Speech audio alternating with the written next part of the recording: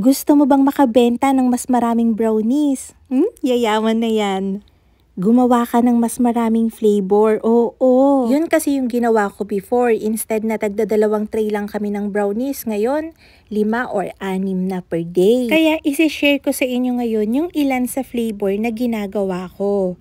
Yung recipe naman natin ng brownies na i-share ko na to matagal na. Marami na rin yung nakagawa nito and naging bestseller sa kanila. Sa mga hindi pa nakakatry, ilalagay ko yung link ng recipe sa description box para matry nyo rin or sa comment section. So, ayan. Ang ginagawa ko lang naman dito, minimix ko muna yung oil, yung egg, condensed milk, sugar, salt, hanggang halos matunaw na yung sugar. And then, meron ako ditong Van Houten Professional Intense Dark Chocolate. Minelt ko lang yan. Kapag ka mag-a-add na ako ng cocoa powder and flour dun sa mixture natin, so, hinuhuli ko yung paglalagay ng chocolate, ng melted chocolate natin ng Van Houten. Hindi ko alam kung bakit, pero mas maganda talaga yung pagka-flaky nung top and shiny kapag ka hinuhuli kong i-add yung Van Houten chocolates natin. So, ayan, lahat ng recipes ko ng brownies, ng bars, ay sakto sa 10 by 14 na pan. So, ang ginagawa ko, naglaline lang ako dyan ng glassine paper or parchment paper.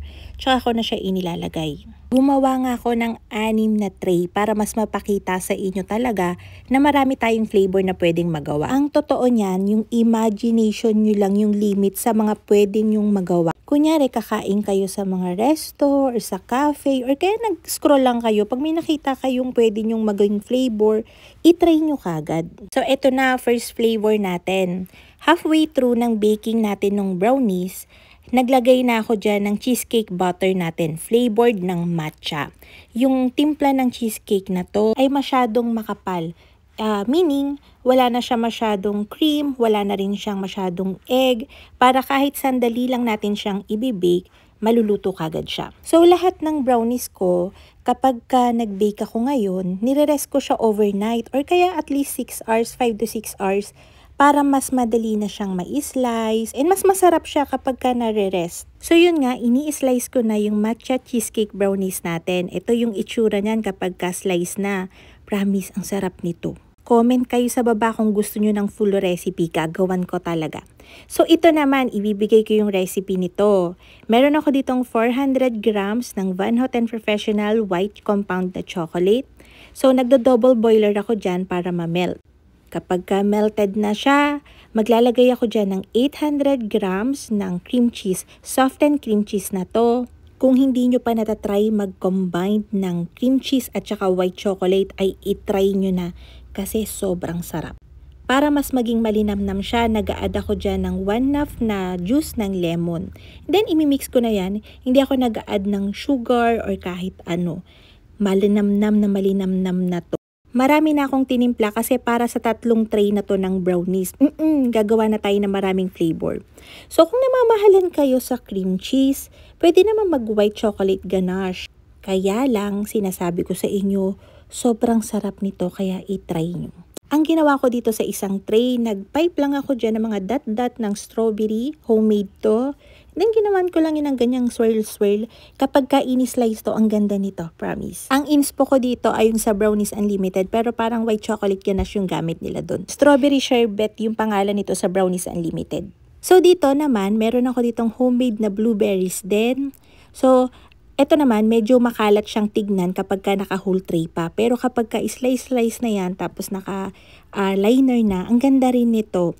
Yung cream cheese and white chocolate natin, magsiset yan. Pero hindi katulad ng ganache. Medyo soft siya, pero nagsiset. Actually, mas gusto ko yung nag-combine lang ako ng cream cheese and white chocolate ng Van Houten. Mas gusto ko siya, mas masarap din siya. And syempre, mas madaling gawin compared doon sa mag-cheesecake ka pa. So, dun sa last nating flavor, naglagay lang ako dyan ng crushed Oreo. So, nilapat ko lang yan. Hindi, maglalagay lang ako dito ng mga dinurog kong Oreo na cookies. Mukhang hindi siya maganda kapag ka naka-tray, pero kapag ka naka-display na yan ng slice-slice sa amin, sinasabi ko sa'yo, yung ganda-ganda yung tignan. Mas try nga din tong Oreo na to na brownies. Ay naku, sarap din nito. Tsaka madali lang din siyang gawin. Yun yung pinaka-importante kasi marami akong ginagawa. So, dun ako lagi sa madali. Para nga sa last flavor natin, meron ako ditong 2 days ago ko na tong ginawa, madami yan. So, mas maganda kasi yung caramel ganache natin na re-rest. Kahit 1 day lang, para ganyan talaga yung texture niyan. Basta tama yung pagkakaluto mo, gusto mo siyang maging thick, mas longer lang yung pagluluto ng caramel. Yung recipe nito ay posted ko na, matagal na din. Ilalagay ko din yung link dito sa description box or sa comment section. Kung nakikita nyo, naglagay ako dyan ng mga chopped nuts. Yung ginagawa ko, diniinan ko talaga siya para walang space or walang hangin. Lahat coated. And then, meron ako ditong chocolate ganache. Combination lang siya ng 1/10 na dark, tsaka cream. 1:1 yung ratio. So, ayan. Talagang diniinan ko yung mga nuts para pagka kinote natin siya ng konti lang naman na chocolate ganache, siksik siya. Kasi, pagka in-slice natin yan and nag-aangatan yung nuts, mangyayari, magkakalasan. Must try din tong flavor na to. Sinasabi ko sa inyo, hindi ko na siya kailangang i-share yung recipe kasi ang pinaka-component lang nito ay na-i-share ko na. Kagaya ng brownies, yung caramel ganache, and syempre, ang dali-dali lang naman ng chocolate ganache. So, ayan yung itsura niyan. Galing siya sa freezer kaya mukha siyang matigas para mag-set kagad yung chocolate. Siyempre, nagtira ko pa din ng classic na plain natin na brownies kasi mabenta din yan. Gusto ko man ipakita sa inyo na na-slice ko na siya lahat pero wala akong tulog, antok na ako. So, bye-bye na muna.